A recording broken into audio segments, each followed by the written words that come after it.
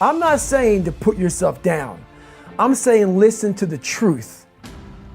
And the truth isn't in the 20%.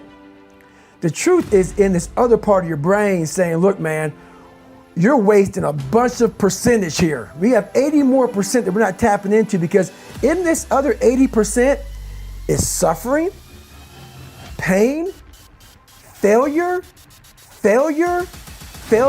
self-doubt, darkness, and then a whole bunch of light. But to get to this light, you gotta go through all of this shit. So a lot of us know that. I can get over here, but over here, man, this is much better, because I gotta go through this journey that is not fun. This from 20 to 100%, this shit in between is not fun. So we decide to live over here. So everybody goes, how do you do that? You know exactly how to do that. You know exactly, it's not a magic trick. There's nothing I talk about in that book that's a magic trick.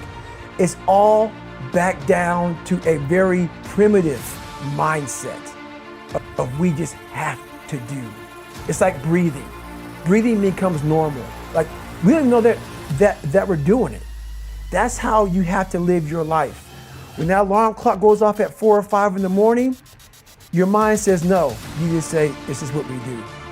It's what we do now. Because to get to where you want to go, the amount of pain involved, I'm not saying physical, I'm not saying you got to break yourself off. The amount of mental pain of how many times you're going to have to do something that you don't want to do to get to where you want to go is going to be, there's going to be more times you do something that you don't want to do than you are going to want to do it. And that's your new norm. So then it's like breathing. And then once you do this over and over and over again, it becomes like breathing. I don't want to live this lifestyle, but to get to the other side of this, I have to. So if you really want it, you realize what trying is and what trying is not. What do I do when I'm broken? When I'm broken, I relish it. That's what I'm gonna do. I'm gonna use it. Because if I'm broken, then I just found my limitations. And until I know what my limitations are, how can I push them? How can I get better? But once I see it, once I feel it, once I see where I was broken, then I can attack that weakness. I can fill in that gap. I can reinforce that breach. If you break, it means it's time to fortify your will to make it stronger. There's all kinds of different ways to break.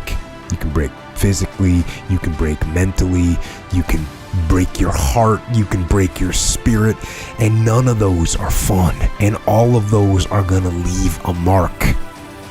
But the mark that they leave can be the mark of victory, or it can be the mark of defeat. Because every time you break, and in every way that you break, while it's a chance, it's definitely a chance for you to give up and for you to just to fall apart. But there's also opportunity. There's opportunity to get stronger and get smarter and get faster and get tougher and get more stable and get more resilient and get better. When you break, you have the opportunity to show the world, the whole world, what you are really made of. So if you break, the fight isn't over.